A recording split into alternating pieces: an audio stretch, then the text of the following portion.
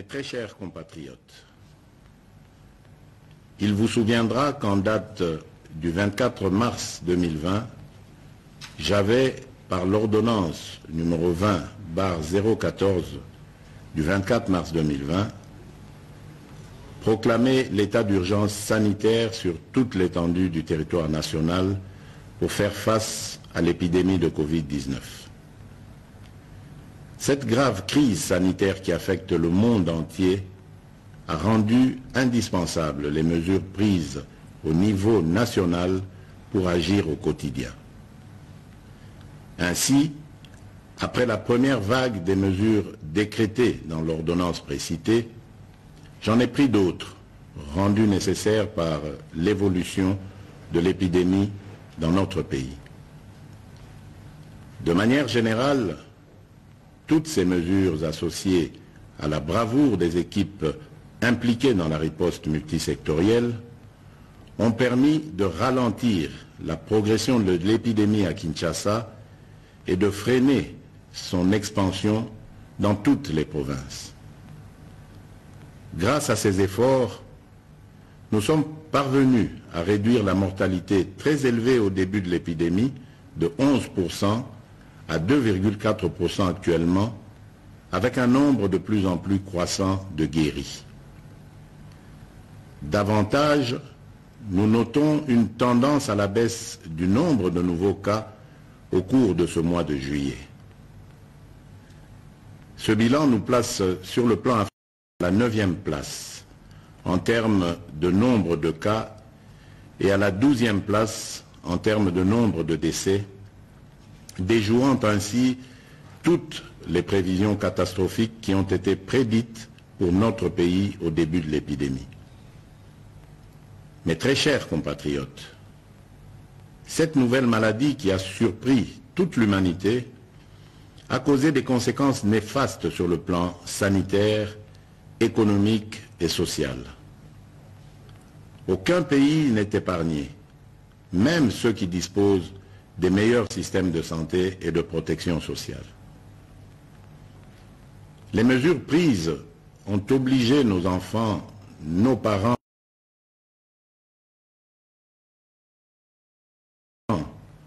agents publics et ceux du secteur privé à rester confinés chez eux.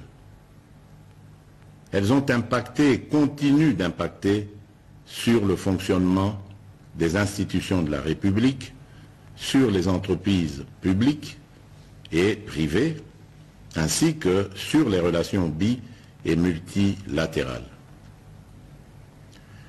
Les leçons et expériences de 4 mois de lutte nous ont appris que nous devons vivre avec peur ni stigmatisation. Nous devons ainsi adapter nos stratégies de lutte et de prévention contre ce fléau en tenant compte de cette évidence.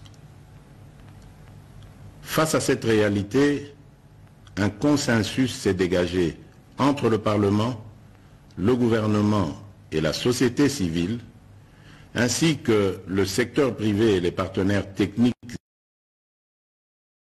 de sortir de l'état de lutte contre la Covid-19 à travers des mesures sanitaires, administratives et de police non dérogatoires aux libertés individuelles et collectives.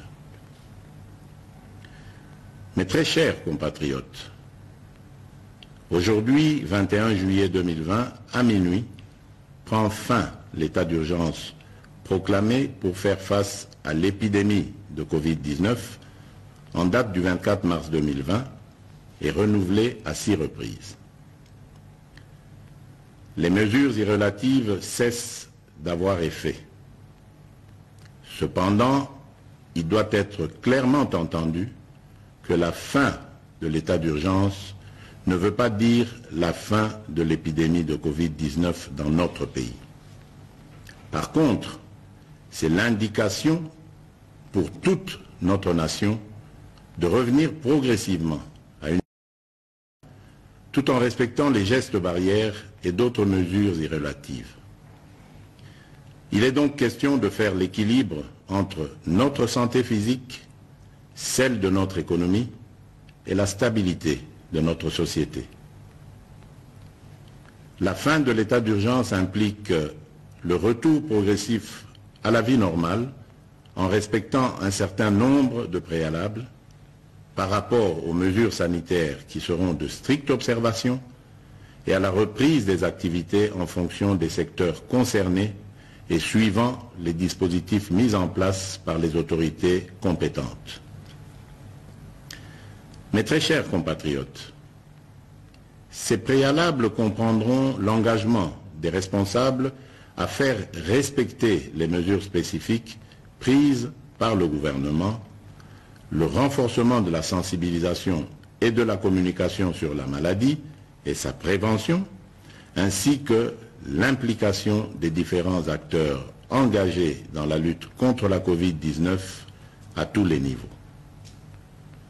Quant aux mesures qui doivent accompagner le retour progressif à la vie normale, j'instruis ce qui suit. Premièrement, à partir de ce 22 juillet 2020, la reprise des activités commerciales, magasins, banques, restaurants, cafés, bars, entreprises, etc. La reprise des rassemblements, réunions et célébrations. La reprise des transports en commun. Deuxièmement, à partir du 3 août 2020, la reprise des écoles et des universités, en commençant par les classes et promotions terminales.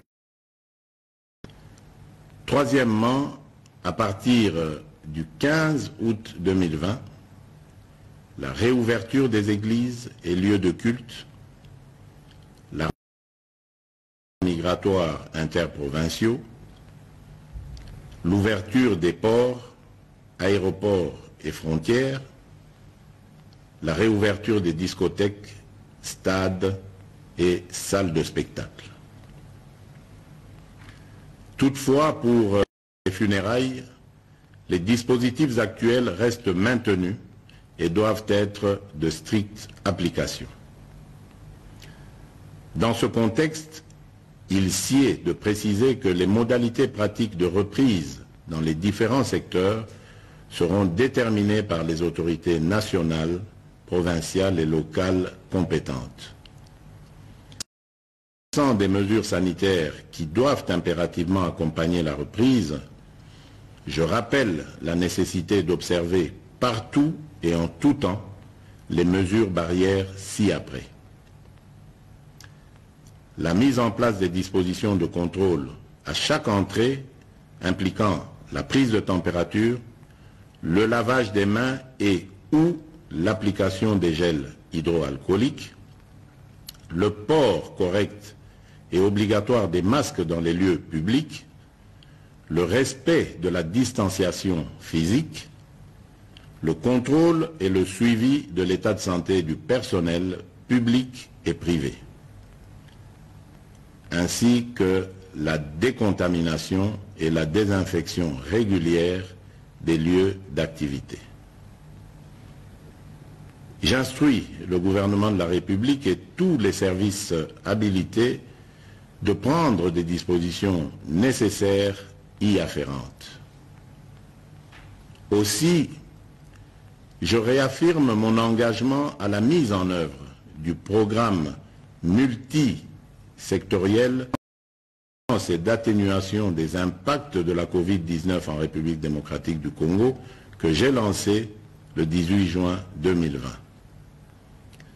Ce programme, qui est toujours en cours de mise en œuvre par le gouvernement, s'articule autour des trois axes ci-après. 1. Riposte, surveillance et renforcement du système de santé. 2. Soutien à la stabilité économique et relance de la macroéconomie. 3. Atténuation des risques et soutien aux populations. À cet effet, j'ai instruit ma task force, le comité multisectoriel le secrétariat technique, le ministre de la Santé et le ministre, ainsi que l'ensemble du gouvernement, de demeurer en alerte et de redoubler d'efforts dans la surveillance et la prise en charge de cette épidémie. Mes très chers compatriotes, j'invite au respect strict des mesures barrières ci-dessus décrites et aux adaptations qui vous seront proposées par le gouvernement et les services compétents afin de prévenir toute nouvelle flambée des cas qui risquent de compromettre nos efforts collectifs de contrôle de cette épidémie. J'encourage aussi tous les chercheurs dans les différents domaines à poursuivre leurs efforts dans la recherche des solutions innovantes locales pour contribuer à endiguer cette crise. J'exprime toute ma reconnaissance et tous mes encouragements aux équipes de riposte contre la Covid-19 qui, dans des conditions difficiles, ont fait et continuent de faire preuve de bravoure et de patriotisme. Je remercie aussi tous les partenaires bi- et multilatéraux qui nous assistent dans cette guerre contre la pandémie. Mes très chers compatriotes, au moment où nous amorçons une autre étape dans cette crise, je ne peux pas oublier toutes ces familles qui ont été directement victimes de ce fléau et pour lesquelles j'exprime toute ma compassion et celle de la nation tout entière. Mes pensées vont également et spécialement au personnel soignant qui, du reste, ont payé un lourd tribut dans l'exercice de leurs fonctions. Mes très chers compatriotes, notre devenir et notre avenir dépendront de notre conscience, de notre comportement, de notre discipline, de confiance et notre foi en la grâce divine.